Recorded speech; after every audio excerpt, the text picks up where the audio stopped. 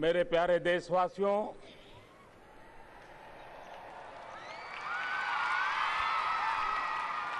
आजादी के पावन पर्व की आप सबको अनेक अनेक शुभकामनाएं।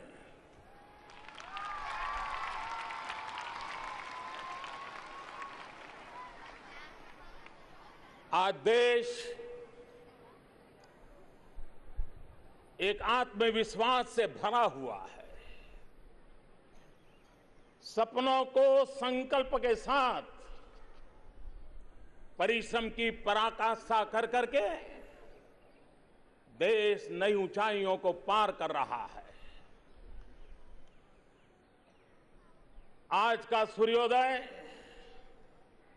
एक नई चेतना, नया उमंग, नया उत्साह, नई ऊर्जा उसको लेकर के आया है। मेरे प्यारे देशवासियों, हमारे देश में 12 वर्ष में एक बार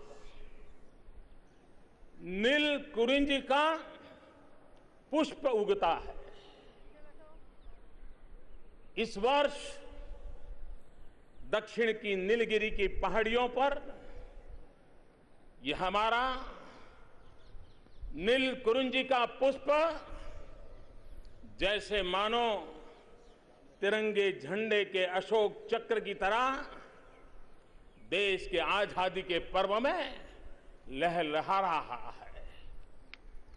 मेरे प्यारे देशवासियों, आजादी का ये पर्व हम तब मना रहे हैं जब हमारी बेटियां उत्तराखंड, हिमाचल, मणिपुर, तेलंगाना, आंध्र प्रदेश, इन राज्यों की हमारी बेटियों ने 7 समंदर पार किया और 7 समंदर को तिरंगे रंग से रंग करके वो हमारे बीच लौट आई। मेरे प्यारे देशवासियों, हम आजादी का पर्व आज उस समय मना रहे हैं। एवरेस्ट विजय तो बहुत हुए हैं। अनेक हमारे वीरों ने, अनेक हमारी बेटियों ने एवरेस्ट पर जाकर के तिरंगा झंडा फहराया है। लेकिन इस आजादी के पर्व पर इस बात को याद करूंगा कि हमारे दूर सुदूर जंगलों में जीने वाले नन्हे मुन्ने आदिवासी बच्चों ने इस बार एवरेस्ट पर तिरंगा झंडा फहरा करके तिरंगे झंडे की शान और बढ़ा दी है। मेरे प्यारे देशवासियों, अभी अभी लोकसभा राज्यसभा के सत्र पूरे हुए और आपने देखा होगा कि सदन बहुत अच्छे ढंग से चले और एक प्रकार से संसद के ये सत्र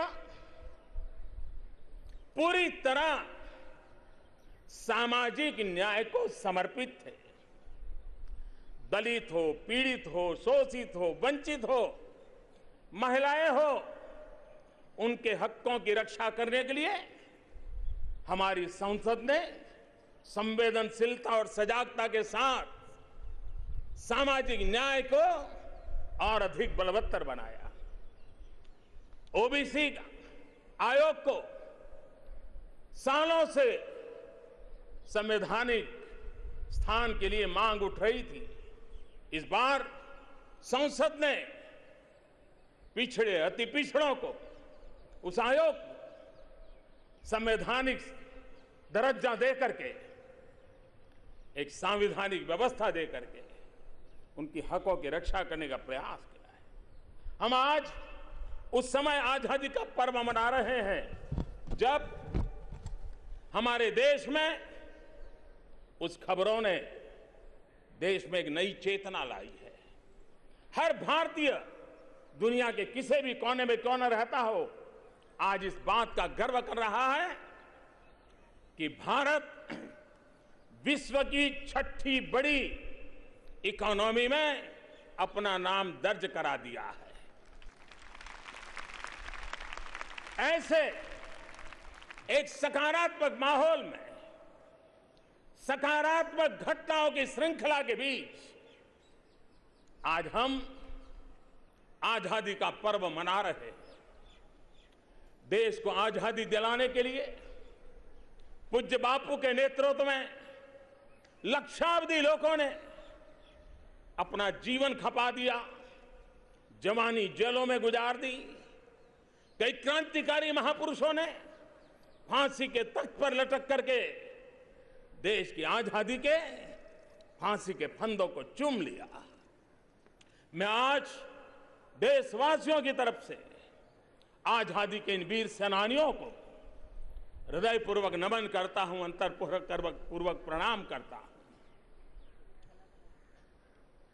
जिस तिरंगे झंडे की आन बान शान हमें जीने जूझने की, मरने मिटने की प्रेरणा देता है, उस तिरंगे की शान के लिए देश के सेना के जवान अपने प्राणों की आहुति दे देते हैं। हमारे अर्धसैनिक बल जिंदगी खपा देते हैं। हमारे पुलिस बल के जवान सामान्य मानवी की रक्षा के लिए दिन रात देश की सेवा में लगे रहते हैं। मैं सभी सेना के जवानों को, अर्धसैनिक बलों को, पुलिस के जवानों को उसकी महान सेवा के लिए, उनकी त्याग तपस्या के लिए, उनके पराक्रम पुरुषार्थ के लिए आज तिरंगे झंडे की साक्ष में लाल किले की प्राचीर से शत शत नमन करता हूं और उनको बहुत बहुत शुभकामनाएं देता हूं। इन दिनों देश के अलग अलग कोने से अच्छी वर्षा की खबरें आ रही हैं, तो साथ साथ बाढ़ की भी खबरें आ रही हैं। अतिवृष्टि और बाढ़ के कारण जिन परिवारों को अपने स्वजन खोने पड़े हैं, जिन्हें अपने मुसीबतें झेलनी पड़ी हैं, उन सब के प्रति देश पूरी शक्ति से उनकी मदद में खड़ा है और जिन्होंने अपनों को खोया है, उनके दुख में मैं सहभागी होता हूं। मेरे प्यारे देशवासियों, अगली बैसाखी हमारे जलियांवाला बाग के उस नरसंहार को 100 वर्ष हो रहे हैं। देश के सामान्य लोगों ने देश की आजादी के लिए किस प्रकार से जान की बाजी लगा दी थी और जुल्म की सीमाएं कितने लांघ चुकी थी। जलियांवाला बाग हमारे देश के उन वीरों के त्याग और बलिदान का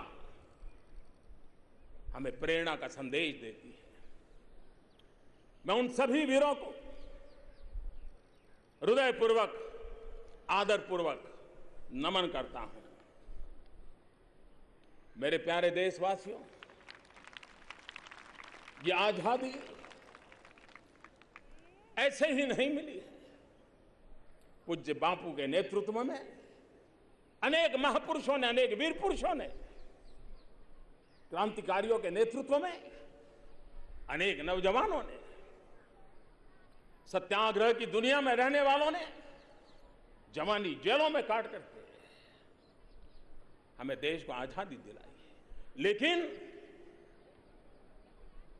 आजादी के संघर्ष में सपनों को भी संजोया है, भारत के भव्य रूप को भी उन्होंने मन में अंकित किया है।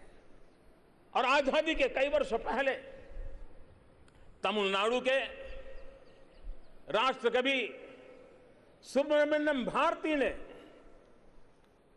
अपने सपनों को शब्दों में पिरोया था और उन्होंने लिखा था, एल्लारुम अमर निलियई ऐडुम नन मुरैयई इंडिया अलीगिरी को अलिकुम, इंडिया उलागिरी को अलिकुम, यानी कि भारत, उन्होंने आजादी के बाद क्या सपना देखा था? सुब्रमण्यम भारती ने कहा था, भारत पूरी दुनिया के हर तरह के बंधनों से मुक्ति पाने का रास्ता दिखाएगा। मेरे प्यारे देशवासियों, इन महापुरुषों के सपनों को पूरा करने के लिए आजादी के सेनानियों की इच्छाओं को परिपूर्ण करने के लिए, देश के कोटि कोटि जनों की आशा आकांक्षाओं को पूर्ण करने के लिए आजादी के बाद पूज्य बाबा साहब आंबेडकर जी के नेतृत्व में भारत ने एक समावेशी संविधान का निर्माण किया। यह हमारा समावेशी संविधान एक नए भारत के निर्माण का संकल्प लेकर के आया है, हमारे लिए कुछ जिम्मेवारियां लेकर के आया है, हमारे लिए सीमा रेखाएं तय कर करके आया है, हमारे सपनों को साकार करने के लिए समाज के हर वर्ग को, हर तबके को, भारत के हर भूभाग को समान रूप से अवसर मिले आगे ले जाने के लिए, उसके लिए हमारा संविधान हमें मार्गदर्शन करता रहा है। मेरे प्यारे भाइयों बहनों, हमारा संविधान हमें कहता है, भारत के तिरंगे झंडे से हमें प्रेरणा मिलती है, गरीबों को न्याय मिले, सभी को, जन जन को आगे बढ़ने का अवसर मिले, हमारा निम्न मध्यम वर्ग, मध्यम वर्ग, उच्च मध्यम वर्ग, उनको आगे बढ़ने में कोई रुकावटें ना आए, सरकार की अड़चनें ना आए, समाज व्यवस्था उनके सपनों को दबोच न दें, उनको अधिकतम अवसर मिले, वो जितना फलना फूलना चाहे, खिलना चाहे, हम एक वातावरण बनाएं। हमारे बुजुर्ग हो, हमारे दिव्यांग हो, हमारी महिलाएं हो, हमारे दलित पीड़ित शोषित हो, हमारे जंगलों में जिंदगी गुजारने वाले आदिवासी भाई बहन हो, हर किसी को उनकी आशाओं अपेक्षाओं के अनुसार आगे बढ़ने का अवसर मिले। एक आत्मनिर्भर हिंदुस्तान हो, एक सामर्थ्यवान हिंदुस्तान हो, एक विकास की निरंतर गति को बनाए रखने वाला, लगातार नई ऊंचाइयों को पार करने वाला हिंदुस्तान हो, दुनिया में हिंदुस्तान की साख हो।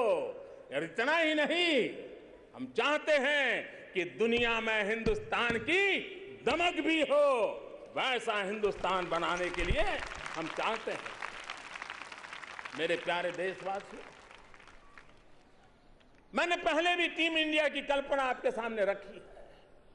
जब 125 करोड़ देशवासियों की भागीदारी होती है, जन जन देश को आगे बढ़ाने के लिए हमारे साथ जुड़ता है, 125 करोड़ सपने, 125 करोड़ संकल्प, 125 करोड़ पुरुषार्थ जब निर्धारित लक्ष्य की प्राप्ति के लिए सही दिशा में चल पड़ते हैं तो क्या कुछ नहीं हो सकता है। मेरे प्यारे भाइयों बहनों, मैं आज बड़ी नम्रता के साथ, बड़े आदर के साथ ये जरूर कहना चाहूंगा कि 2014 में इस देश के 125 करोड़ नागरिकों ने सिर्फ सरकार बना करके वो रुके नहीं थे। 2014 में देशवासी सिर्फ सरकार बना करके रुके नहीं थे, लेकिन वे देश बनाने के लिए जुटे भी हैं, जुटे भी थे और जुटे रहेंगे भी। मैं समझता हूं यही तो हमारे देश की ताकत है। 125 करोड़ देशवासी, हिंदुस्तान के 6 लाख से अधिक गांव, आज श्री अरविंद का भी जन्म जयंती है। श्री अरविंद ने बहुत सटीक बात कही थी। श्री अरविंद ने कहा था, राष्ट्र क्या है हमारी मातृभूमि क्या है? ये कोई जमीन का टुकड़ा नहीं है, न ही ये सिर्फ संबोधन है, न ही ये कोई कोरी कल्पना है। राष्ट्र एक विशाल शक्ति है जो असंख्य छोटी छोटी इकाइयों को संगठित ऊर्जा का मूर्त रूप देती है। श्री अरविंद की ये कल्पना ही आज देश के हर नागरिक को आगे देश को ले जाने में जोड़ रही है। लेकिन हम आगे जा रहे हैं, वो पता तब तक नहीं चलता है जब तक हम कहां से चले थे उस पर अगर नजर न डालें। कहां से हमने यात्रा का आरंभ किया था, अगर उसकी ओर नहीं देखेंगे तो कहां गए हैं, कितना गए हैं, इसका शायद अंदाज नहीं आएगा। और इसलिए 2013 में हमारा देश जिस रफ्तार से चल रहा था, जीवन के हर क्षेत्र में 2013 की रफ्तार थी। उस 2013 की रफ्तार को अगर हम आधार मान के सोचें और पिछले 4 साल में जो काम हुए हैं उन कामों को अगर लेखा जोखा ले तो आपको अचरज होगा कि देश की रफ्तार क्या है, गति क्या है, प्रगति कैसे आगे बढ़ रही है। शौचालय ही ले लें, अगर शौचालय बनाने में 2013 की जो रफ्तार थी उसी रफ्तार से चलते तो शायद कितने दशक बीत जाते, शौचालय 100% पूरा कर देते हैं। अगर हम गांव में बिजली पहुंचाने की बात को कहें, अगर 2013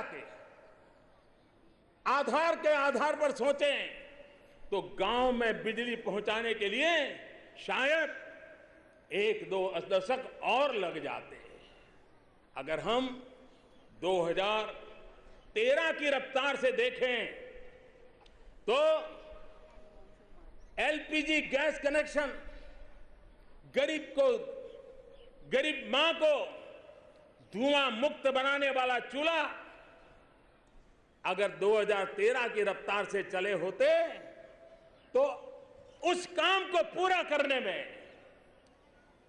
शायद 100 साल भी कम पड़ जाते अगर 13 की रफ्तार से चले होते तो।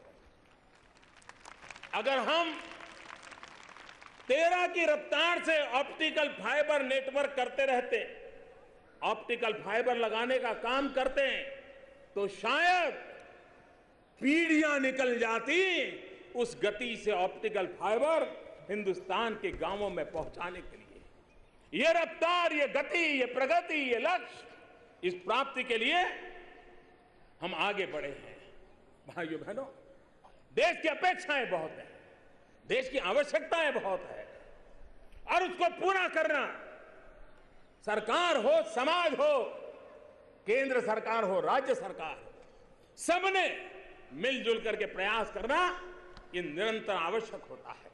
और उसी का परिणाम है आज देश में कैसा बदलाव आया है। देश वही है, धरती वही है, हवाएं वही हैं, आसमान वही है, समंदर वही है, सरकारी दफ्तर वही है, फाइलें वही हैं, निर्णय प्रक्रियाएं करने वाले लोग भी वही हैं। लेकिन 4 साल देश बदलाव महसूस कर रहा है।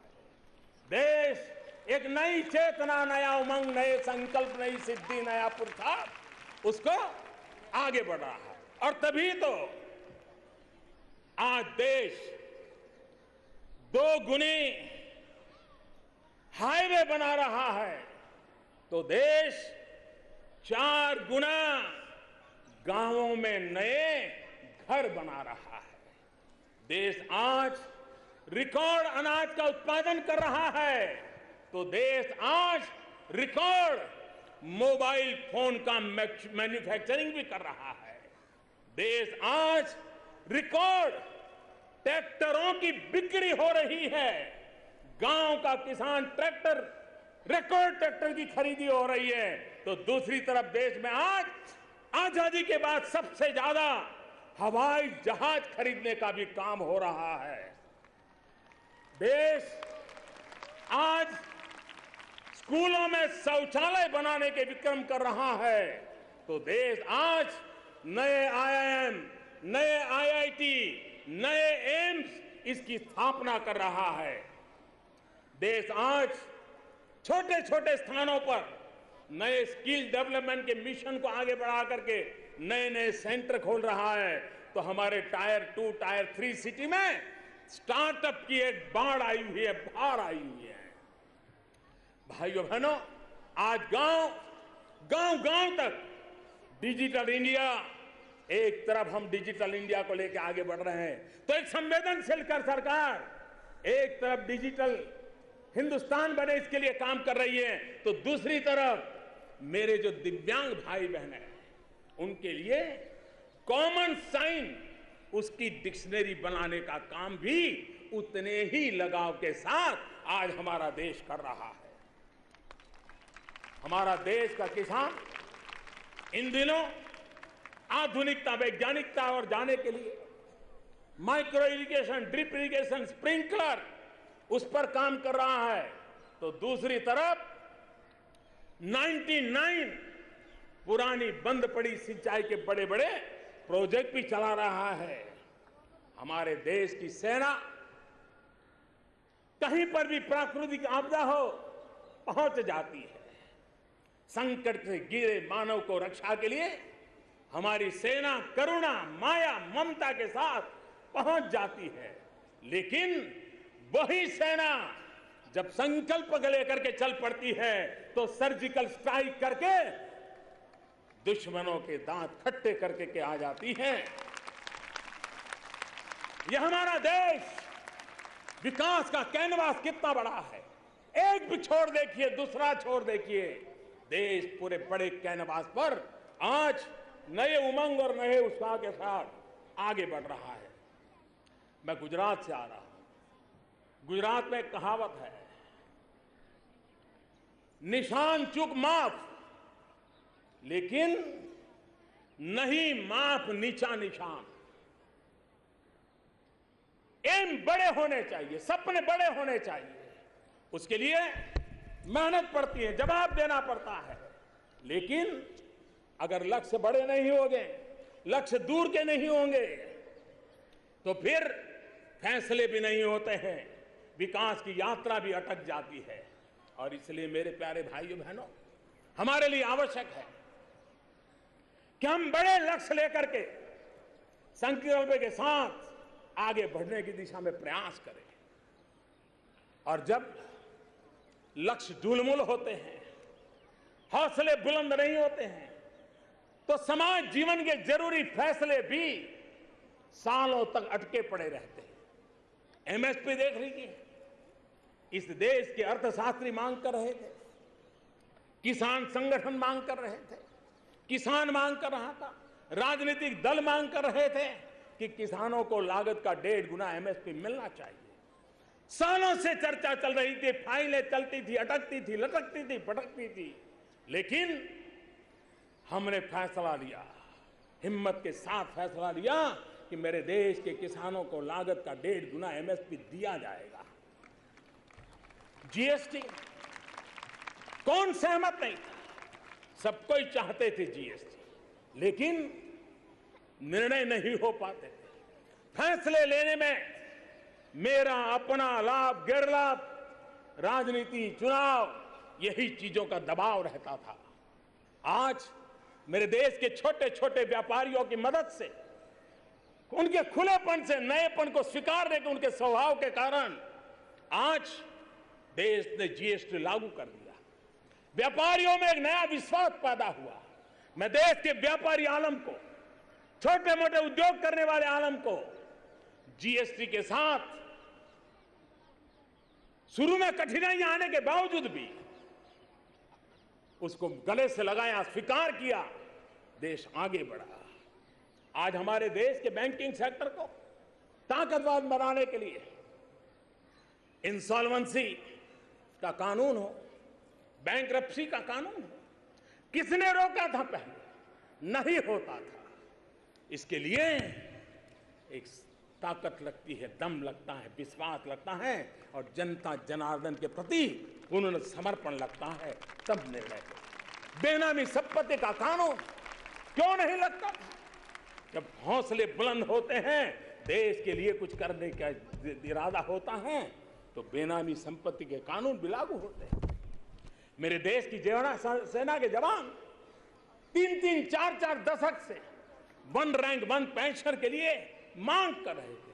वो डिसिप्लिन में रहने के कारण आंदोलन नहीं करते थे, लेकिन आवाज सुना रहे थे। कोई नहीं सुनता था, किसी ने तो निर्णय करना होता था। आपने भी उस निर्णय की जिम्मेवारी दी, हमने इसको पूरा कर दिया। मेरे प्यारे भाइयों बहनों, हम कड़े फैसले लेने का सामर्थ्य रखते हैं, क्योंकि देश हित हमारे लिए सर्वोपरि है। दल हित के लिए काम करने वाले हम लोग नहीं हैं, और उसी के कारण हम संकल्प लेकर के चल पड़े हैं।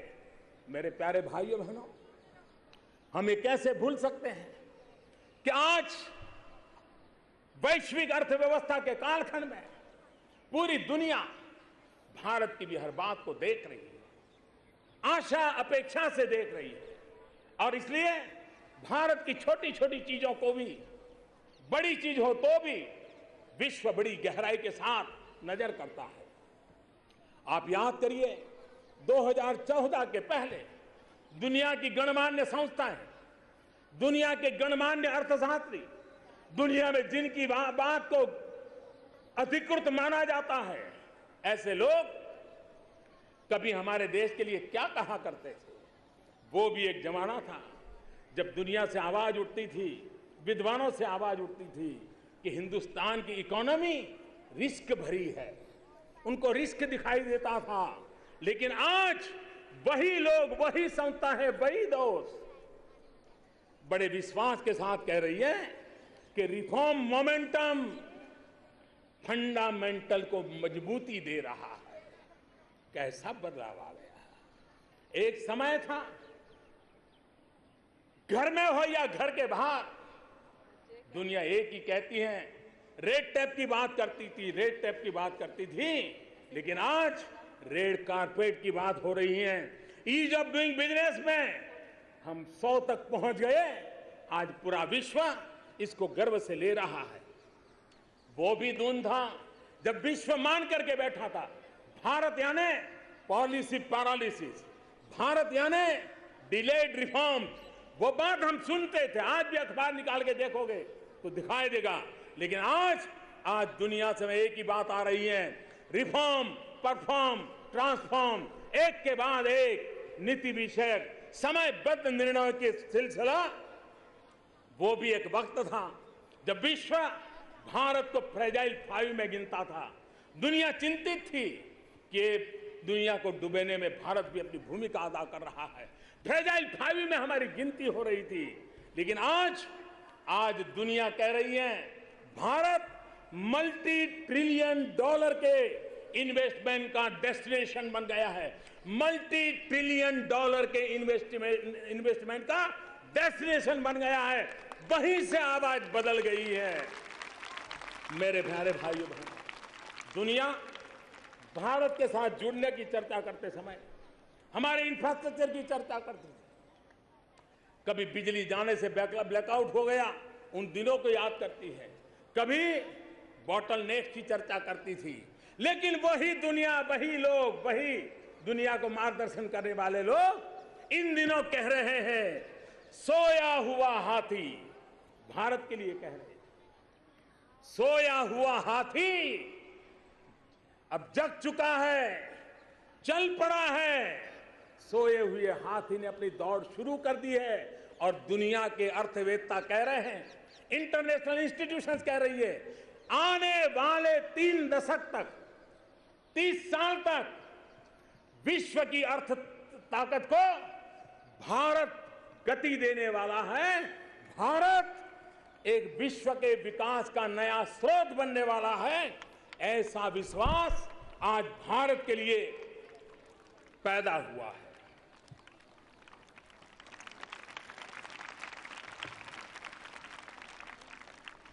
मेरे प्यारे देशवासियों, आज अंतर्राष्ट्रीय मंच पर भारत की साख बढ़ी है। नीति निर्धारित करने वाले छोटे मोटे जिन जिन संगठनों में आज हिंदुस्तान को जगह मिली है, वहां हिंदुस्तान की बात को सुनना जा रहा है। हिंदुस्तान उसमें दिशा देने में, नेतृत्व करने में अपनी भूमिका अदा कर रहा है। दुनिया के मंचों पे हमने अपनी आवाज को बुलंद की है।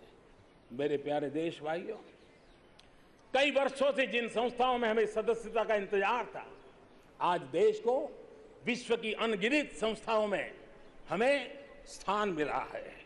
आज भारत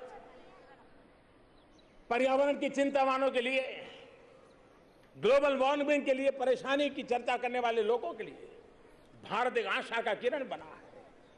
आज भारत इंटरनेशनल सोलर अलायंस पूरे विश्व में उसकी अगुवाई कर रहा है। आज कोई भी हिंदुस्तानी दुनिया में कहीं पर भी पैर रखता है तो विश्व का हर देश उसका स्वागत करने के लिए लालायित होता है। उसकी आंखों में एक चेतना आ जाती है हिंदुस्तानी को देख करके। भारत के पासपोर्ट की ताकत बढ़ गई है। हर भारतीय के आत्मविश्वास ने एक नई ऊर्जा, नया उमंग लेकर के आगे बढ़ने का संकल्प पैदा किया है।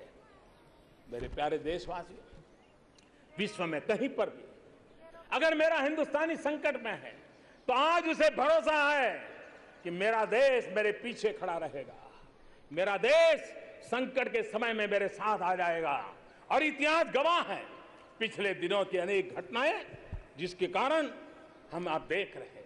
मेरे प्यारे देशवासियों, विश्व में भी भारत की तरफ देखने का नजरिया जैसे बदला है, वैसे ही हिंदुस्तान में भी जब कभी नॉर्थ ईस्ट की चर्चा होती थी तो क्या खबरें आती थी?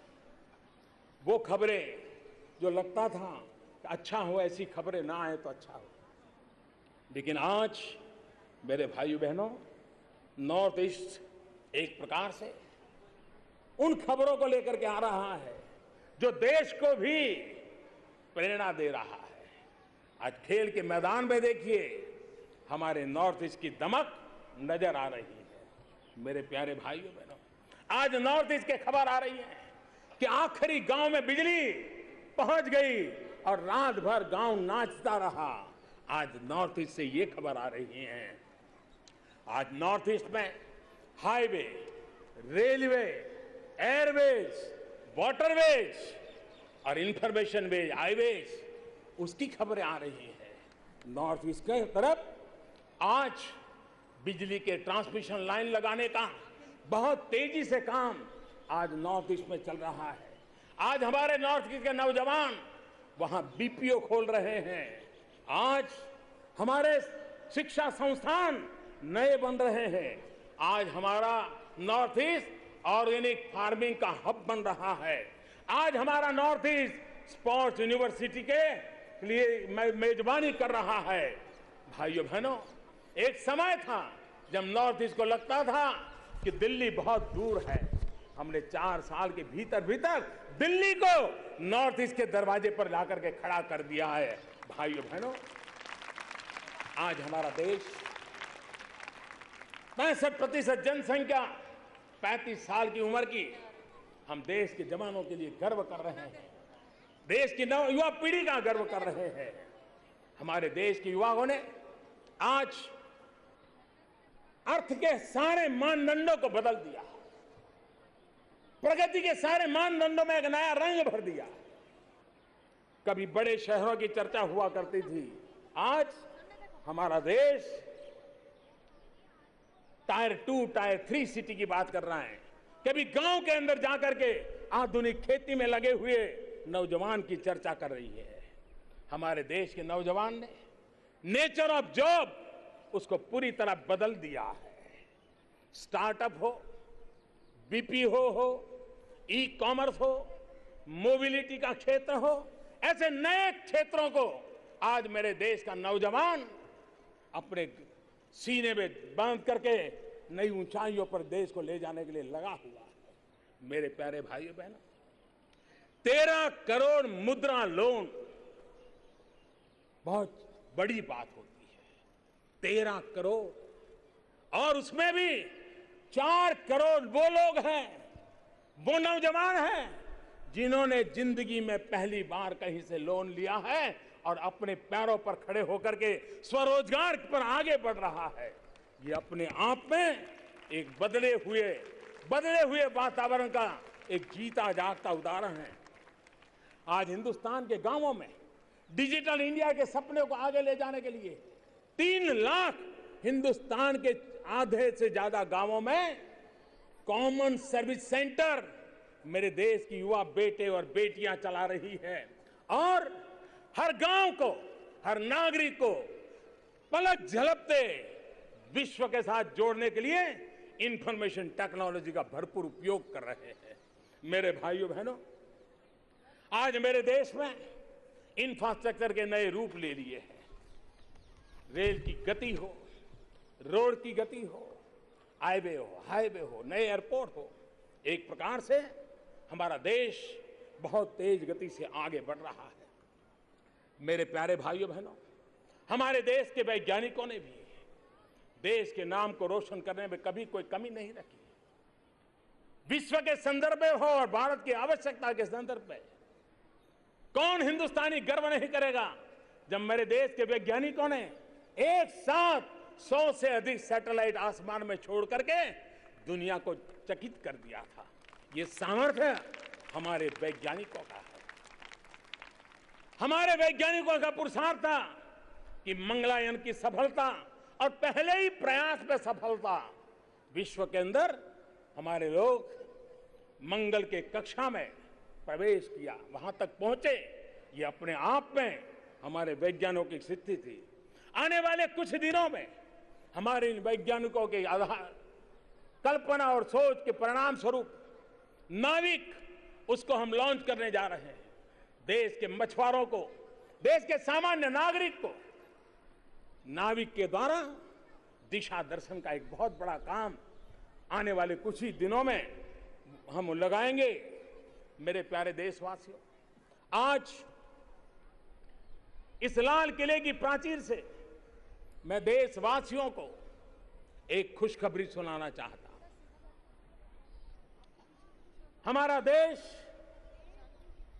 अंतरिक्ष की दुनिया में प्रगति करता रहा है, लेकिन हमने सपना देखा है, हमारे वैज्ञानिकों ने सपना देखा है, हमारे देश ने संकल्प किया है कि 2022 जब आजादी के 75 साल होंगे, तब यहां हो सके तो उससे पहले आजादी का 75 साल मनाएंगे। तब तक मां भारत का कोई संतान, चाहे बेटा हो या बेटी, कोई भी हो सकता है, वे अंतरिक्ष में जाएंगे, हाथ में तिरंगा झंडा लेकर के जाएंगे। आजादी के 75 साल के पहले इस सपने को पूरा करना है। मंगलयान से लेकर के भारत के वैज्ञानिकों ने जो अपने ताकत का परिचय करवाया है, अब हम मानव सहित गगनयान लेकर के चलेंगे, और ये गगनयान जब अंतरिक्ष में जाएगा, हिंदुस्तानी लेकर के जाएगा। हिंदुस्तान के वैज्ञानिकों के द्वारा हुआ, हिंदुस्तान के पुरुषार्थ के द्वारा हुआ होगा। तब विश्व के अंदर हम चौथे देश बन जाएंगे जो मानव को अंतरिक्ष में पहुंचाने वाले बन जाएंगे। भाइयों बहनों, मैं देश के वैज्ञानिकों को, देश के टेक्नीशियंस को मैं हृदय से बहुत बहुत बधाई देता हूं इस महान काम के लिए। भाइयों बहनों, हमारा देश आज अन्न के भंडार से भरा हुआ है। विक्रम अन्न उत्पादन, मैं देश के किसानों को, खेतर मजदूरों को, कृषि के क्षेत्र में काम करने वाले वैज्ञानिकों को देश में कृषि क्रांति को सफलतापूर्वक आगे बढ़ाने के लिए हृदय से बहुत बहुत बधाई देता हूं। लेकिन भाइयों बहनों, अब वक्त बदल चुका है। हमारे किसान को भी, हमें कृषि बाजार को भी वैश्विक चुनौतियों का सामना करना होता है, वैश्विक बाजार का सामना करना होता है। जनसंख्या वृद्धि होती हो, जमीन कम होती जाती हो, तब हमारी कृषि को आधुनिक बनाना, वैज्ञानिक बनाना, टेक्नोलॉजी के आधार पर आगे ले जाना, ये समय की मांग है। और इसलिए आज हमारा पूरा ध्यान कृषि क्षेत्र में आधुनिकता लाने के लिए, बदलाव लाने के लिए चल रहा है। हमने सपना देखा है किसानों की आय दोगुनी करने का। आजादी के 75 साल हो, किसानों की आय दोगुनी करने का सपना देखा है। कई लोगों को इस पर आशंकाएं होती है, बहुत स्वाभाविक है।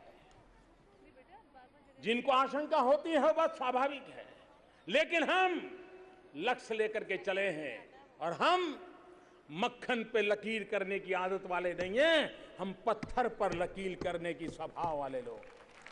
मक्खन पर लकीर तो कोई भी कर लेता है, अरे पत्थर पर लकीर करने के लिए पसीना बहाना पड़ता है, योजना बनानी पड़ती है, जी जान से जुटना पड़ता है। और इसलिए आजादी के 75 साल होंगे तब तक देश के किसानों को साथ लेकर के, कृषि में आधुनिकता ला करके, कृषि के फलक को चौड़ा कर करके हम आज चलना चाहते हैं। बीज से लेकर के बाजा तक हम वैल्यू एडिशन करना चाहते हैं, हम आधुनिकीकरण करना चाहते हैं। और कई नई फसलें भी अब रिकॉर्ड उत्पादन करने आगे बढ़ रही है। ये अपने आप में पहली बार हम देश में एग्रीकल्चर एक्सपोर्ट पॉलिसी की दिशा में आगे बढ़ रहे हैं, ताकि हमारे देश का किसान भी विश्व बाजार के अंदर ताकत के साथ खड़ा रहे। आज नई कृषि क्रांति, organic farming, blue revolution, sweet revolution, solar farming, ये नए दायरे खुल चुके हैं। उसको लेकर के हम आगे बढ़ना चाहते हैं। हम खुशी की बात है कि आज हमारा देश दुनिया में सेकंड हाईएस्ट मछली उत्पादन में पहुंच चुका है और देखते ही देखते वो नंबर 1 पर भी पहुंचने वाला है। आज हनी, शहद का एक्सपोर्ट 2 गुना हो गया है। आज गन्ना किसानों के लिए खुशी होगी कि हमारे इथेनॉल का उत्पादन 3 गुना हो गया है। यानी एक प्रकार से ग्रामीण अर्थव्यवस्था में जितना कृषि का महत्व है उतना ही अन्य कारोबारों का है। और इसलिए हम विमेन सेल्फ हेल्प ग्रुप के द्वारा अरबों खरबों के रुपयों के माध्यम से गांव की जो संसाधन है, गांव का जो सामर्थ्य है, उसको भी हम आगे बढ़ना चाहते हैं और उस दिशा में हम प्रयास कर रहे हैं। खादी, पूज्य बापू का नाम उसके साथ जुड़ा हुआ है। आजादी से अब तक जितनी खादी बेचने की परंपरा थी, मैं आज नम्रता से कहना चाहता हूं, खादी की बिक्री पहले से डबल हो गई है। गरीब लोगों के हाथ में रोजी रोटी पहुंची है। मेरे भाइयों बहनों, सोलार फार्मिंग, मेरा देश का किसान अब सोलार फार्मिंग की ओर भी बल देने लगा है। खेती के सिवाय के समय वो सोलार फार्मिंग से भी बिजली बेच करके भी कमाई कर सकता है। हमारा हथकरघा कर चलाने वाला व्यक्ति, हमारे हैंडलूम की दुनिया के लोग, ये भी रोजी रोटी कमाने लगे हैं। मेरे प्यारे भाइयों बहनों, हमारे देश में आर्थिक विकास हो, आर्थिक समृद्धि हो, लेकिन इन सब के बावजूद भी मानव की गरिमा ये सुप्रीम होती है। मानव की गरिमा के बिना देश संतुलित रूप से न जी सकता है, न चल सकता है, न बढ़ सकता है। और इसलिए व्यक्ति की गरिमा, व्यक्ति का सम्मान, हमने उन योजनाओं को लेकर के आगे बढ़ना चाहिए ताकि वो सम्मान भर जिंदगी जी सके, गर्व से जिंदगी जी सके। नीतियां ऐसी हो, रीति ऐसी हो, नियत ऐसी हो कि जिसके कारण सामान्य मानवी, गरीब से गरीब मानवी भी हर किसी को अपने आप को बराबरी के साथ जीने का अवसर देखता हो। और इसीलिए उज्ज्वला योजना हो, हमने गरीब के घर में गैस कनेक्शन पहुंचाने का काम किया है। सौभाग्य योजना हो, गरीब के घर में बिजली पहुंचाने का काम किया हो, श्रमेव जयते को बल देते हुए हम आगे बढ़ने की दिशा में काम कर रहे हैं। कल ही हमने हमारे महामहिम राष्ट्रपति जी का उद्बोधन सुना। उन्होंने बड़े विस्तार से ग्राम स्वराज अभियान का वर्णन किया, किस प्रकार से 65,000 गांवों में, क्योंकि जब भी सरकार की बातें आती हैं तो कहते हैं नीतियां तो बनती है लेकिन लास्ट माइल डिलीवरी नहीं हुई। कल राष्ट्रपति जी ने बड़े अच्छे तरीके से वर्णन किया कि किस प्रकार से आकांक्षी जिलों के 65,000 गांवों में दिल्ली से चली हुई योजना को गरीब के घर तक, पिछड़े गांव तक कैसे पहुंचाया गया है, इसका काम किया। मेरे प्यारे देशवासियों, 2014 में इसी लाल किले की प्राचीर से जब मैंने स्वच्छता की बात की थी तो कुछ लोगों ने उसका मजाक उड़ाया था, मखौल उड़ाया था। कुछ लोगों ने यह भी कहा था, अरे सरकार के पास बहुत सारे काम हैं, ये स्वच्छता जैसे में अपनी ऊर्जा क्यों खपा रहे हैं। लेकिन भाइयों बहनों, पिछले दिनों WHO की रिपोर्ट आई है और WHO कह रहा है कि भारत में स्वच्छता अभियान के कारण 3 लाख बच्चे मरने से बच गए हैं। अगर वो न होता तो 3 लाख बच्चे, कौन हिंदुस्तानी होगा जिसको स्वच्छता में भागीदार बनकर के इन 3 लाख बच्चों की जिंदगी बचाने का पुण्य पाने का अवसर न मिला। गरीब के 3 लाख बच्चों की जिंदगी बचना कितना बड़ा मानवता का काम है। विश्व संस्था इसको रिकॉग्नाइज कर रही है। भाइयों बहनों, अगला वर्ष महात्मा गांधी की 150वीं जयंती का वर्ष है। पूज्य बापू ने अपने जीवन में आजादी से भी ज्यादा महत्व स्वच्छता को दिया था और वो कहते थे, हमने भी आज गांधी बापू के 150 वर्ष, स्वच्छ भारत, आजादी मिली सत्याग्रहियों से, स्वच्छता मिलेगी स्वच्छाग्रहियों से। गांधी जी ने सत्याग्रही तैयार किए थे और गांधी जी की प्रेरणा ने स्वच्छाग्रही तैयार किए हैं। और आने वाले 150वीं जयंती जब मनाएंगे तब ये देश पूज्य बापू को स्वच्छ भारत के रूप में, ये हमारे कोटि कोटि स्वच्छाग्रही पूज्य बापू को कार्यांजलि समर्पित करेंगे और एक प्रकार से जिन सपनों को लेकर के हम चले हैं उस सपनों को पूरा करें। मेरे भाइयों बहनों, ये सही है कि स्वच्छता ने 3 लाख लोगों की जिंदगी को बचाया है, लेकिन आरोग्य, कभी बीमारी, कितना ही मध्यम वर्ग का सुखी परिवार क्यों ना हो, अच्छी खासी आय रखने वाला व्यक्ति क्यों ना हो, गरीब क्यों ना हो, एक बार घर में बीमारी आ जाए तो व्यक्ति नहीं पूरा परिवार बीमार हो जाता है। कभी पीढ़ी दर पीढ़ी बीमारी के चक्र में फंस जाता है। देश के गरीब से गरीब व्यक्ति को, सामान्य जन को आरोग्य की सुविधा मिले, इसलिए गंभीर बीमारियों के लिए और बड़ी अस्पतालों में सामान्य मानवी को भी आरोग्य की सुविधा मिले, मुफ्त में मिले। और इसलिए भारत सरकार ने प्रधानमंत्री जन आरोग्य अभियान प्रारंभ करने का तय किया है। यह प्रधानमंत्री जन आरोग्य अभियान के तहत, आयुष्मान भारत योजना के तहत इस देश के 10 करोड़ परिवार, ये प्रारंभिक हैं, आने वाले दिनों में निम्न मध्यम वर्ग, उच्च मध्यम वर्ग, उसको भी इसका लाभ मिलने वाला है। और इसलिए 10 करोड़ परिवारों को, यानी करीब करीब 50 करोड़ नागरिक, हर परिवार को 5 लाख रुपया सालाना ये हेल्थ एश्योरेंस देने की योजना है, जे हम इस देश को देने वाले हैं। और आज 15 अगस्त से इसके लिए जो टेक्नोलॉजी के टूल बने हैं, क्योंकि ये टेक्नोलॉजी ड्रिवन व्यवस्था है, ट्रांसपेरेंसी पर बल हो, किसी सामान्य व्यक्ति को ये अवसर पाने में दिक्कत ना हो, कोई रुकावट ना हो, इसमें टेक्नोलॉजी इंटरवेंशन बहुत महत्वपूर्ण है।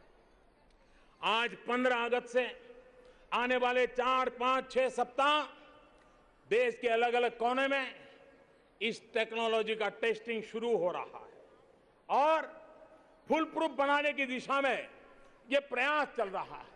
और फिर ये योजना को आगे बढ़ाने के लिए 25 सितंबर पंडित दीनदयाल उपाध्याय की जन्म जयंती पर पूरे देश में ये प्रधानमंत्री जन आरोग्य अभियान लॉन्च कर दिया जाएगा और उसका परिणाम ये होने वाला है कि देश के गरीब व्यक्ति में अब बीमारी के संकट से जूझना नहीं पड़ेगा, उसको साहूकार से पैसा ब्याज से नहीं लेना पड़ेगा, उसका परिवार तबाह नहीं हो जाएगा और देश में भी मध्यम वर्गीय परिवारों के लिए, नौजवानों के लिए आरोग्य के क्षेत्र में नए अवसर खुलेंगे।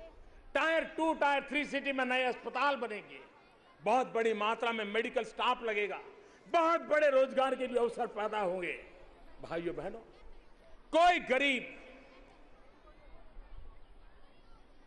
गरीबी में जीना नहीं चाहता, कोई गरीब गरीबी में मरना नहीं चाहता, कोई गरीब अपने बच्चों को विरासत में गरीबी दे करके जाना नहीं चाहता।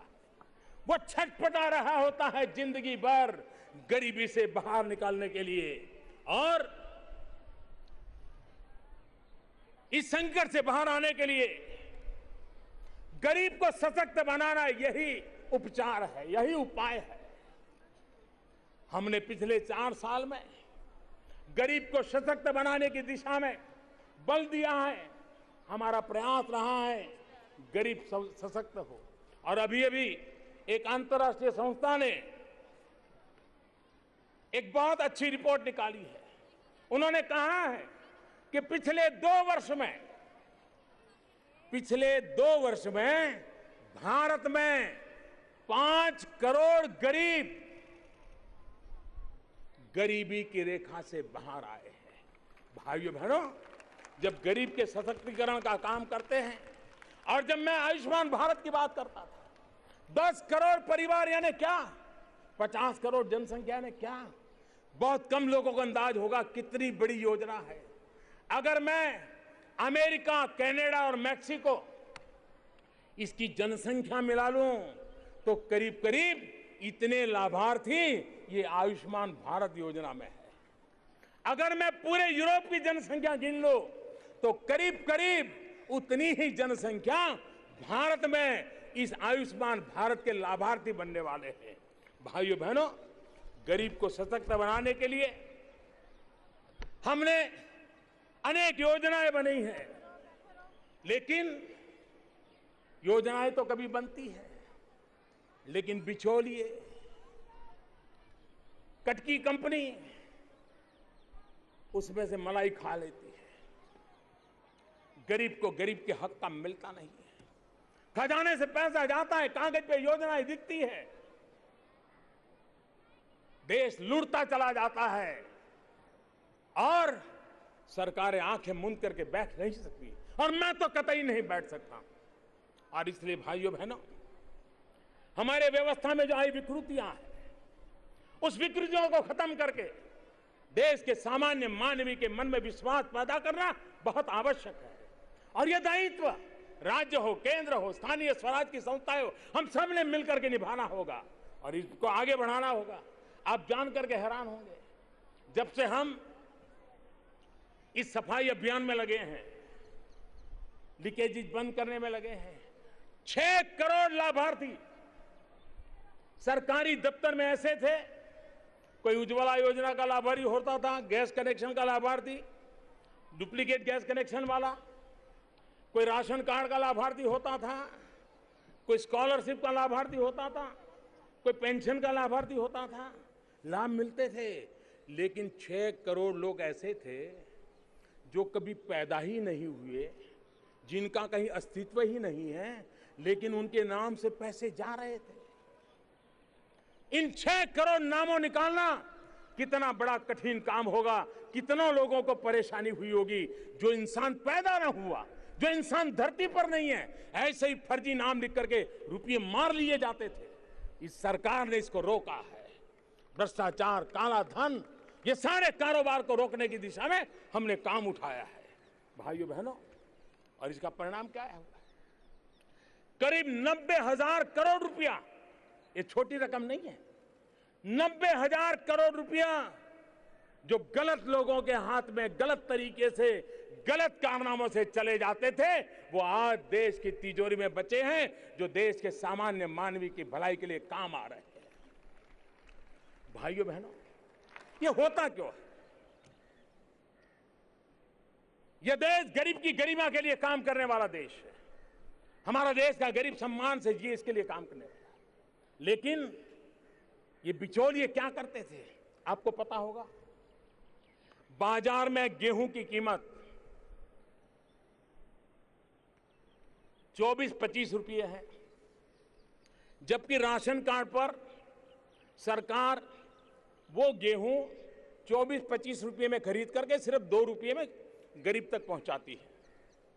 चावल बाजार में कीमत 30-32 रुपया है, लेकिन गरीब को चावल मिले इसलिए सरकार 30-32 रुपये में खरीद करके 3 रुपये में राशन कार्ड वाले गरीब तक पहुंचाती है। यानी कि 1 किलो गेहूं कोई चोरी कर ले गलत फर्जी नाम से, तो उसको तो 20-25 रुपये ऐसे ही मिल जाते हैं। 1 किलो चावल मार ले तो उसको 30-35 रुपये ऐसे ही मिल जाते हैं। और इसी कारण ये फर्जी नामों से कारोबार चलता था। और जब गरीब राशन कार्ड दुकान पे जाता था, वो कहता था राशन खत्म हो गया, राशन वहां से निकल के दूसरी दुकान पे चला जाता था, और वो 2 रुपये से मिलने वाला राशन मेरे गरीब को 20 रुपया 25 रुपये से खरीदना पड़ता था, उसका हक छीन लिया जाता था भाई। और इसलिए हम इस फर्जी कारोबार को बंद किया और उसको रोका। भाइयों बहनों, हमारे देश के कोटि गरीबों को 2 रुपये में, 3 रुपये में खाना मिलता है।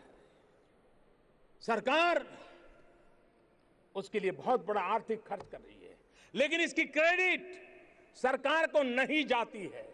और मैं आज विशेष रूप से मेरे देश के ईमानदार करदाताओं से कहना चाहता हूं कि आज जब दोपहर को आप खाना खाते हो, पल भर के लिए परिवार के साथ बैठ करके मेरी बात को याद करना।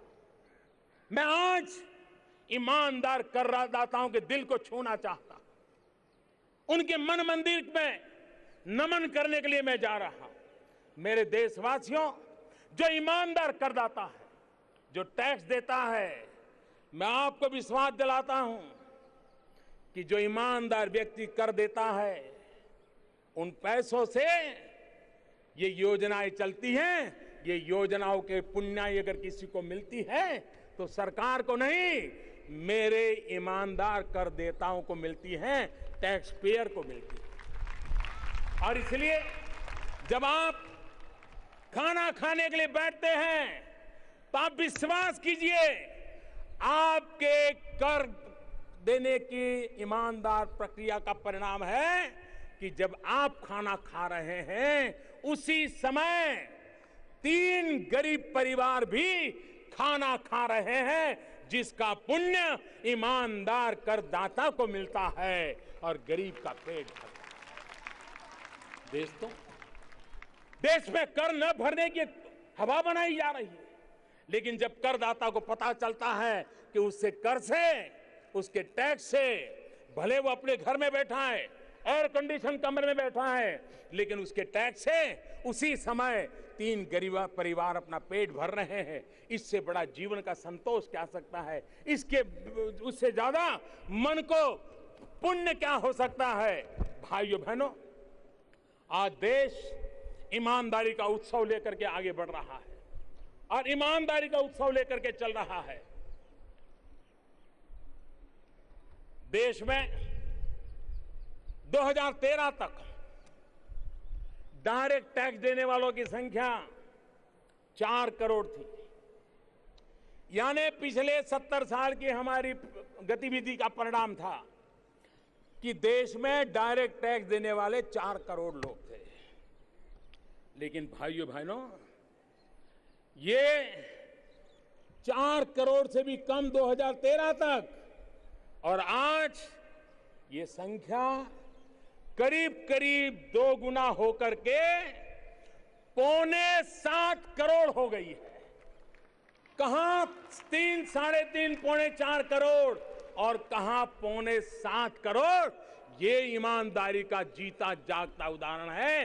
देश ईमानदारी की ओर चल पड़ा है, इसका उदाहरण है। इनडायरेक्ट टैक्स 70 साल में हमारे देश में जितने इनडायरेक्ट टैक्स में उद्यमी जुड़े थे, वो 70 साल में 70 लाख का आंकड़ा पहुंचा था। 70 साल में 70 लाख। लेकिन सिर्फ जीएसटी आने के बाद पिछले एक वर्ष में ये 70 लाख का आंकड़ा 1 करोड़ 16 लाख पर पहुंच गया। भाइयों बहनों, मेरा देश का हर व्यक्ति आज ईमानदारी के उत्सव में आगे आ रहा है। जो भी आगे आ रहे हैं, मैं उनको नमन करता हूं। जो आगे जाना चाहते हैं, मैं उनको विश्वास दिलाना चाहता हूं। अब देश परेशानियों से मुक्त, गौरवपूर्ण करदाता का जीवन बनाने के लिए प्रतिबद्ध है। मैं करदाताओं को विश्वास दिलाना चाहता हूं।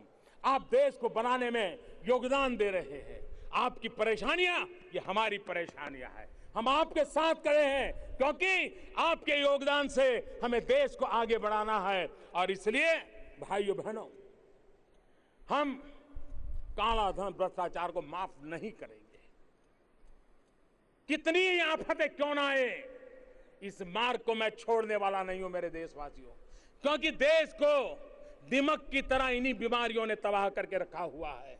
और इसलिए आपने देखा होगा, अब दिल्ली के गलियारों में पावर ब्रोकर नजर नहीं आते हैं। अगर दिल्ली में कहीं गूंज सुनाई देती है तो पुअर की गूंज सुनाई देती है। भाइयों बहनों, ये वक्त बदल चुका है। हमने देश में कुछ लोग अपने घरों में बैठ के कहते थे, अरे सरकार की वो नीति बदल दूंगा, डिकना कर दूंगा, फलाना कर दूंगा। उनके सारी दुकानें बंद हो गई है, दरवाजे बंद हो गए हैं। भाइयों बहनों, भाई भतीजेवाद को हमने खत्म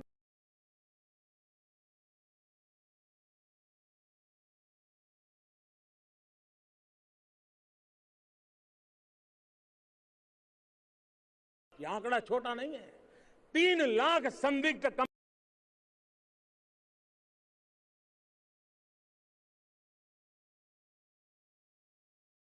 प्रक्रियाओं को ट्रांसपेरेंट बनाने के लिए ऑनलाइन प्रक्रियाएं चालू की है। हमने आईटी टेक्नोलॉजी का उपयोग किया है और उसका परिणाम है कि आज पर्यावरण, एक समय था पर्यावरण की मंजूरी यानी करप्शन के पहाड़ चढ़ते जाना, तब जाकर के मिलती थी। भाइयों बहनों, हमने उसको ट्रांसपेरेंट कर दिया है, ऑनलाइन कर दिया है। कोई भी व्यक्ति उसको देख सकता है और भारत के संसाधनों का सही उपयोग हो, इस पर हम काम कर सकते हैं। भाइयों बहनों, आज हमारे लिए गर्व का विषय है कि हमारे देश में आज सुप्रीम कोर्ट में 3 महिला सुप्रीम कोर्ट में जज हमारी बैठी हुई हैं। कोई भी भारत की नारी गौरव कर सकती है कि भारत की सुप्रीम कोर्ट में आज 3 महिला माननीय न्यायाधीश आज हमारे देश को न्याय दे रही हैं। भाइयों बहनों, मुझे गर्व है, आजादी के बाद ये पहली कैबिनेट है जिसमें सर्वाधिक महिलाओं को स्थान मिला है। भाइयों बहनों, मैं आज इस मंच से मेरी कुछ बेटियां, बहादुर बेटियों को एक खुशखबरी देना चाहता हूं। भारतीय सशस्त्र सेना में शॉर्ट सर्विस कमीशन के माध्यम से नियुक्त महिला अधिकारियों को, शॉर्ट सर्विस कमीशन के माध्यम से महिला अधिकारियों को पुरुष समकक्ष अधिकारियों की तरह पारदर्शी चयन प्रक्रिया द्वारा स्थायी कमीशन का मैं आज घोषणा करता हूं। जो हमारी लाखों बेटियां आज यूनिफॉर्म की जिंदगी जी रही है, देश के लिए कुछ करना चाहती है, उनके लिए आज मैं ये तोहफा दे रहा हूं, लाल किले की प्राचीर से दे रहा हूं। देश की महिलाएं नए और शक्तिशाली भारत के निर्माण में कंधे से कंधा मिला करके चल रही है। हमारी मां बहनों का गौरव, उनका योगदान, उनका सामर्थ्य आज देश अनुभव कर रहा है। खेत से लेकर खेल के मैदान तक हमारी महिलाएं हिंदुस्तान का तिरंगा झंडा ऊंचा कर रही है।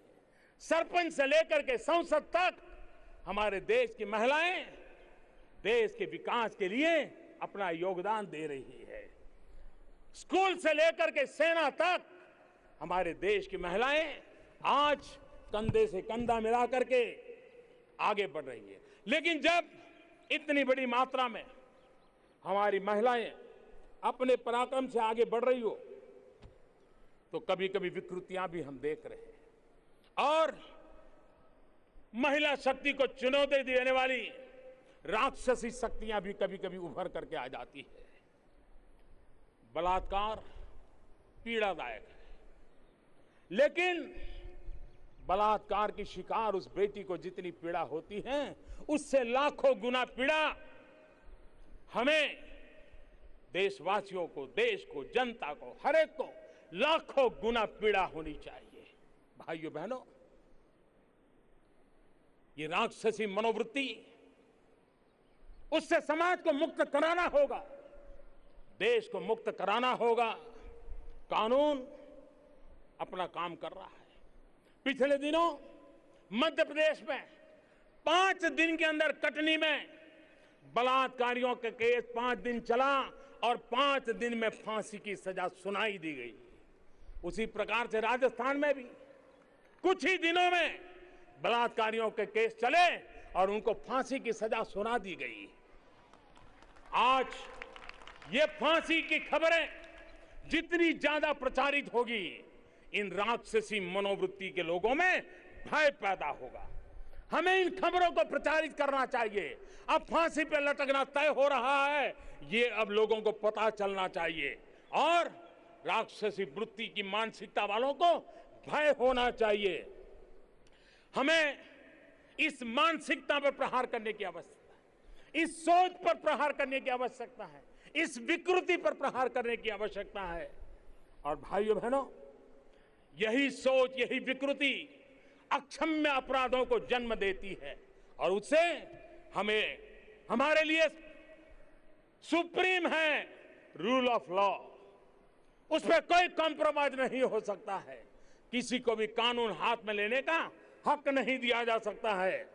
और परिवार में भी, स्कूलों में, कॉलेज में, प्रचार माध्यमों में हमारे बच्चों की, हमारी नई पीढ़ी फूल जैसे नादान बच्चों की परवरिश ऐसे हो ताकि उसके रगों में संस्कार हो महिलाओं का गौरव करने का, उसके दिल दिमाग में भरा हो कि महिलाओं का सम्मान ये जीवन जीने का सही तरीका होता है, नारी का गौरव ये जीने का सही रास्ता हो सकता है। ये हमें परिवारों में भी ये संस्कार देने होंगे। भाइयों बहनों, मेरी मुस्लिम महिलाएं बहनें, उनको मैं आज लाल किले से विश्वास दिलाना चाहता हूं। 3 तलाक की कुरीति ने हमारे देश की मुस्लिम बेटियों की जिंदगी को तबाह करके रखा हुआ है और जिनको तलाक नहीं मिला है वो भी इस दबाव में गुजारा कर रही है। इस सत्र में भी हमने पार्लियामेंट में कानून ला करके हमारी इन महिलाओं को कुरीतियों से मुक्ति दिलाने का बीड़ा उठाया था, लेकिन अभी भी कुछ लोग हैं जो इसे पारित नहीं होने देते हैं। लेकिन मैं मेरे देश की इन पीड़ित माताओं बहनों को, मेरी मुस्लिम बेटियों को मैं विश्वास दिलाता हूं कि मैं उनके न्याय के लिए, उनके हक के लिए करने में कुछ भी कमी नहीं रखूंगा और मैं आपकी आशा आकांक्षाओं को पूर्ण करके रहूंगा। मेरे प्यारे देशवासियों, सेना हो, अर्धसैनिक हो, अर्धसैनिक बल हो, हमारे पुलिस बल हो, हमारी खुफिया एजेंसी हो, इनकी एकजुटता ने देश में आंतरिक सुरक्षा को एक बहुत बड़ी ताकत दी है। एक आंतरिक सुरक्षा का एहसास पैदा किया है। एक शांति के वातावरण को उनके इस त्याग, तपस्या और कठोर परिश्रम के कारण एक नया विश्वास पैदा हुआ है। भाइयों बहनों, आए दिन नॉर्थ ईस्ट में हिंसक घटनाओं की खबरें आती थी, अलगाववाद की खबरें आती थी, बम, बंदूक, पिस्तौल की घटनाएं सुनाई देती थी। लेकिन आज एक arm forces special power act जो 3-3, 4-4 दशक से लगा हुआ था, आज मुझे खुशी है कि हमारे सुरक्षा बलों के प्रयासों के कारण, राज्य सरकारों की सक्रियता के कारण, केंद्र और राज्य की विकास की योजनाओं के कारण जन सामान्य को जोड़ने के प्रयासों का परिणाम है कि आज कई वर्षों के बाद त्रिपुरा और मेघालय, दो राज्य पूरी तरह arm forces special power act से मुक्त हो गए हैं। अरुणाचल प्रदेश के भी कई जिले इससे मुक्त हो गए हैं। इन्हें गिने जिलों में अब ये स्थिति बची। लेफ्ट विंग एक्सट्रीमिज्म, माओवाद देश को रक्त से रंजित कर रहा है। आए दिन हिंसा की वारदातें करना, भाग जाना, जंगलों में छिप जाना, लेकिन लगातार हमारे सुरक्षा बलों के प्रयासों के कारण, विकास की नई नई योजनाओं के कारण, जन सामान्य को जोड़ने के प्रयासों के कारण जो लेफ्ट विंग एक्सट्रीमिज्म 126 जिलों में मौत के साए में जीने के लिए मजबूर कर रहा था, आज वो कम होकर के करीब करीब 90 जिलों तक आ गया है और वो बहुत तेजी से आगे बढ़ रहा है। भाइयों बहनों, जम्मू और कश्मीर, अटल बिहारी वाजपेयी जी ने हमें रास्ता दिखाया है और वही रास्ता सही है। उसी रास्ते पर हम चलना चाहते हैं। वाजपेयी जी ने कहा था, इंसानियत, जमहूरियत और कश्मीरियत, इन 3 मूल्य मुद्दों को लेकर के हम कश्मीर के विकास के लिए, चाहे लद्दाख हो, चाहे जम्मू हो या श्रीनगर वैली हो, संतुलित विकास हो, समान विकास हो, वहां के सामान्य मानवी की आकांक्षाओं को पूर्ण हो, इंफ्रास्ट्रक्चर को बल मिले और साथ साथ जन जन को गले लगा करके चले। इसी भाव के साथ हम आगे बढ़ना चाहते। हम गोली और गाली के रास्ते पर नहीं, गले लगा करके मेरे कश्मीर के देशभक्ति से जीने वाले लोगों के साथ आगे बढ़ना चाहते हैं। भाइयों बहनों, सिंचाई की परियोजनाएं आगे बढ़ रही हैं। IIT, IIM, एम्स, उसका निर्माण कार्य तेजी से चल रहा है। डल झील के पुनर्निर्माण का, पुनरुद्धार का काम भी और हम चला रहे हैं। और सबसे बड़ी बात है, आने वाले दिनों में जम्मू कश्मीर के गांव का हर इंसान मुझे 1 साल से आकर के मांग कर रहे थे। वहां के पंच मुझे सैकड़ों की तादाद में आकर के मिलते थे और वो मांग कर रहे थे कि जम्मू कश्मीर में हमें पंचायतों के, स्थानीय निकायों के चुनाव दीजिए। किसी न किसी कारण से वो रुका हुआ था। मुझे खुशी है कि आने वाले कुछ ही महीनों में जम्मू कश्मीर में गांव के लोगों को अपना हक जताने का अवसर मिलेगा, अपना स्वयं व्यवस्था खड़ी करने का अवसर मिलेगा। और अब तो भारत सरकार से इतनी बड़ी मात्रा में पैसे सीधे गांव के पास जाते हैं, तो गांव को आगे बढ़ाने के लिए वहां के चुने हुए पंच के पास ताकत आएगी। और इसलिए बहुत निकट भविष्य में पंचायतों के चुनाव हो, स्थानीय नगर निकायों के चुनाव हो, उसकी दिशा में हम आगे बढ़ रहे हैं। भाइयों बहनों, हमें देश को नई ऊंचाइयों पर ले जाना है। जन सामान्य, और हमारा मंत्र रहा है सबका साथ, सबका विकास। कोई भेदभाव नहीं, कोई मेरा तेरा नहीं, कोई अपना पराया नहीं, कोई भाई भतीजावाद नहीं, सबका साथ यानी सबका साथ। और इसलिए हम ऐसे लक्ष्य तय करके चलते हैं। और मैं आज फिर एक बार इस तिरंगे झंडे के नीचे खड़े रह करके लाल किले की प्राचीर से कोटि कोटि देशवासियों को उन संकल्पों को दोहराना चाहता हूं, संकल्पों का उद्घोष करना चाहता हूं, जिसके लिए हम अपने आप को खपा देने के लिए तैयार हैं।